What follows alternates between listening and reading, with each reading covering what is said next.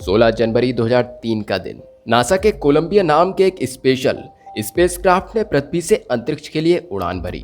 Spacecraft Colombia की ये 28वीं flight थी और इसमें 7 एस्ट्रोनॉट सवार थे।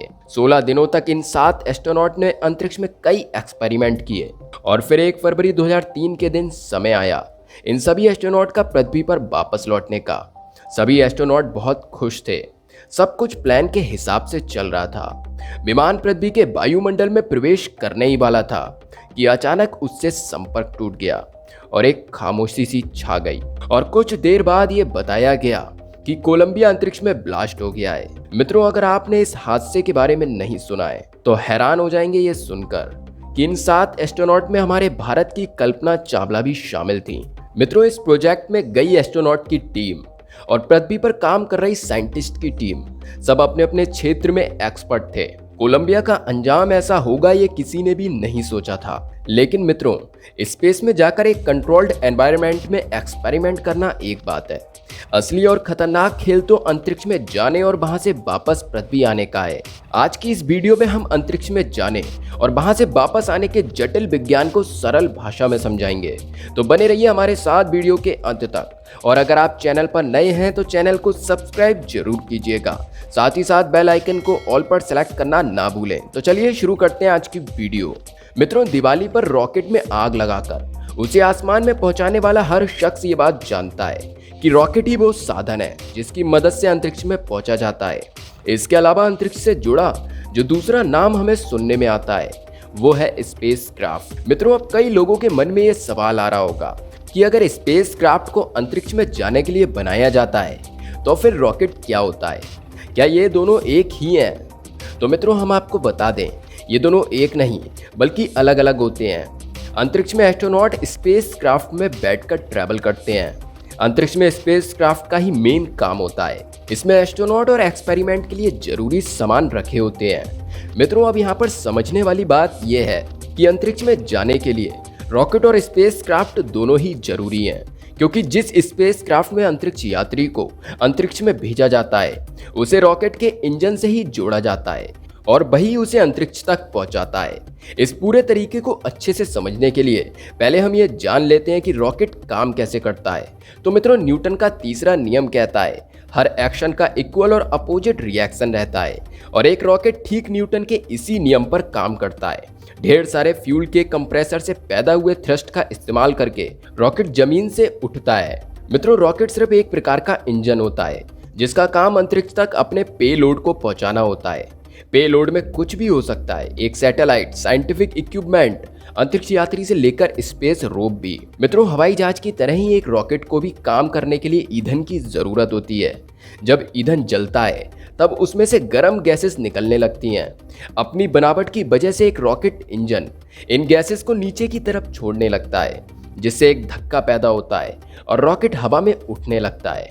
मित्रों, एक रॉकेट और एरोप्लेन के इंजन में सबसे बड़ा फर्क ये है कि एरोप्लेन को अपने ईंधन को जलाने के लिए हवा में मौजूद ऑक्सीजन की जरूरत होती है। वहीं दूसरी तरफ एक रॉकेट धरती के वायुमंडल के साथ अंतरिक्ष और बेहद कम दबाव वाली जगहों में भी उड़ सकता है, क्योंकि इसका इंजन ईंधन को जलाने के लिए जरूरी ऑक्सीडाइजर अपने साथ लेकर उड़ता है। इसके इंजन को बाहर से ऑक्सीजन लेने की जरूरत नहीं पड़ती, इसलिए यह कहीं भी और कितनी भी ऊंचाई तक उड़ सकता है। मित्रों, एक रॉकेट इंजन में 2 तरह के ईंधन या फिर प्रोपेलेंट्स का इस्तेमाल किया जाता है, लिक्विड प्रोपेलेंट और सॉलिड प्रोपेलेंट। लेकिन एक खास तौर पर लिक्विड फ्यूल का ही इस्तेमाल होता है। मेन रॉकेट इंजन के अलावा बूस्टर रॉकेट भी लगे होते हैं जो इसे पृथ्वी की कक्षा से बाहर निकालने के लिए एक्स्ट्रा धक्का देते हैं। मित्रों, बूस्टर रॉकेट का इस्तेमाल पृथ्वी की कक्षा के अंदर ही होता है। इनमें सॉलिड फ्यूल का ही इस्तेमाल किया जाता है। फ्यूल खत्म होने के बाद ये मेन रॉकेट इंजन से अपने आप अलग हो जाते हैं और बाकी का रॉकेट अपनी आगे की यात्रा पर निकल जाता है और ये पृथ्वी की ओर वापस आ जाते हैं। मित्रों, अब आप समझ गए होंगे कि रॉकेट क्या होता है और ये कैसे काम करता है। चलिए अब बात करते हैं स्पेसक्राफ्ट की। मित्रों, स्पेसक्राफ्ट एक हवाई जहाज की तरह ही होता है जिसके अंदर अंतरिक्ष यात्रियों के रहने, खाने पीने और सोने जैसी सारी जरूरतों के हिसाब से सारी फैसिलिटी मौजूद होती है।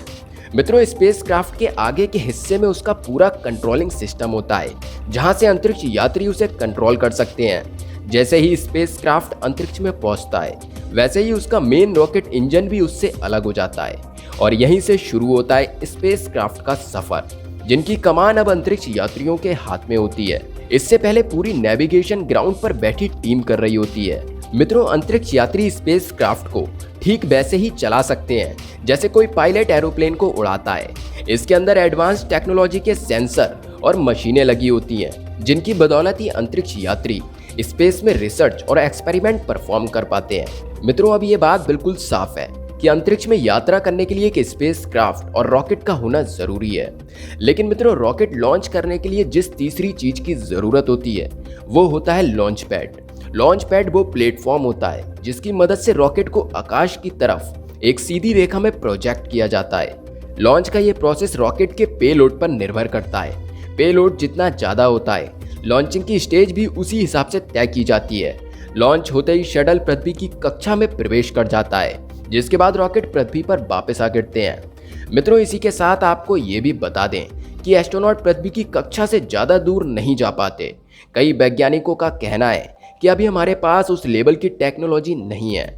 इंटरनेशनल स्पेस स्टेशन एस्ट्रोनॉट के लिए होटल की तरह होता है, जिसमें कई मॉड्यूल्स, इक्विपमेंट और कई तरह की फैसिलिटीज मौजूद होती है। अंतरिक्ष में जाने वाले ज्यादातर एस्ट्रोनॉट अपनी रिसर्च और एक्सपेरिमेंट को इंटरनेशनल स्पेस स्टेशन से ही परफॉर्म करते हैं।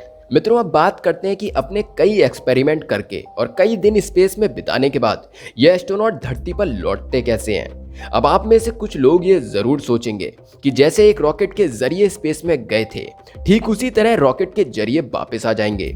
लेकिन मित्रों, स्पेसक्राफ्ट के वापसी के वक्त उसके साथ कोई रॉकेट नहीं होता है, क्योंकि अंतरिक्ष में पहुंचने के बाद रॉकेट उससे अलग हो जाता है। तो मित्रों, इस सवाल का जवाब है स्पेसक्राफ्ट। लेकिन ये प्रोसेस भी काफी खतरनाक होता है, क्योंकि वो लगभग 17,500 मील प्रति घंटे की रफ्तार से पृथ्वी की तरफ ट्रैवल कर रहे होते हैं। री एंट्री के लिए स्पेसक्राफ्ट पृथ्वी की कक्षा के चारों ओर चक्कर लगाते हुए धीरे धीरे पृथ्वी के वातावरण में प्रवेश करता है। पृथ्वी के वायुमंडल में प्रवेश करते हुए स्पेसक्राफ्ट को तेज और गर्म हवाओं का सामना करना पड़ता है। मित्रों, ये हवाएं इतनी खतरनाक होती हैं कि इनके दबाव और घर्षण के कारण स्पेसक्राफ्ट जलकर राख भी हो सकता है। इस कंडीशन से बचने के लिए स्पेसक्राफ्ट के ऊपरी सतह पर ऊष्मा प्रतिरोधी चादर लगाई जाती है। अगर किसी कारण से ये चादर ना हो या फिर टूट जाए तो स्पेसक्राफ्ट का पृथ्वी पर वापस आना काफी मुश्किल हो सकता है। मित्रों, जैसे जैसे ये स्पेसक्राफ्ट पृथ्वी की सतह के नजदीक आता जाता है, उसके बाद आता है लैंडिंग का टाइम। ये किसी भी एस्ट्रोनॉट के लिए काफी मुश्किल होता है। स्पेसक्राफ्ट की लैंडिंग का ये प्रोसेस एरोप्लेन की लैंडिंग के प्रोसेस की तरह ही होता है, लेकिन फर्क ये होता है कि स्पेसक्राफ्ट की स्पीड बहुत ज्यादा होती है, इसलिए लैंडिंग के वक्त इसमें पीछे की तरफ एक पैराशूट भी खुलता है। और मित्रों, इसी तरह अंतरिक्ष यात्री पृथ्वी पर वापस सही सलामत पहुंचते हैं। स्पेसक्राफ्ट की लैंडिंग भी एयरपोर्ट रनवे पर ही कराई जाती है। हालांकि मरकरी, जेमिनी, अपोलो, सोयूज जैसे कुछ स्पेसक्राफ्ट की लैंडिंग समुद्र में भी कराई गई थी, जिसे स्प्लैश डाउन कहा जाता है।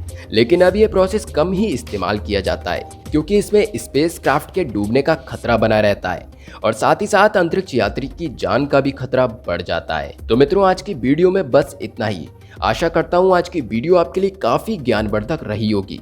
तो इस ज्ञान को अपने तक सीमित ना रखें, अपने दोस्तों के साथ शेयर जरूर करें और वीडियो को लाइक करना, कमेंट करना ना भूलें। साथ ही साथ हमारे इस चैनल की बाकी वीडियोस को भी जरूर देखें। चलिए मिलते हैं एक और नई वीडियो के साथ। जय हिंद।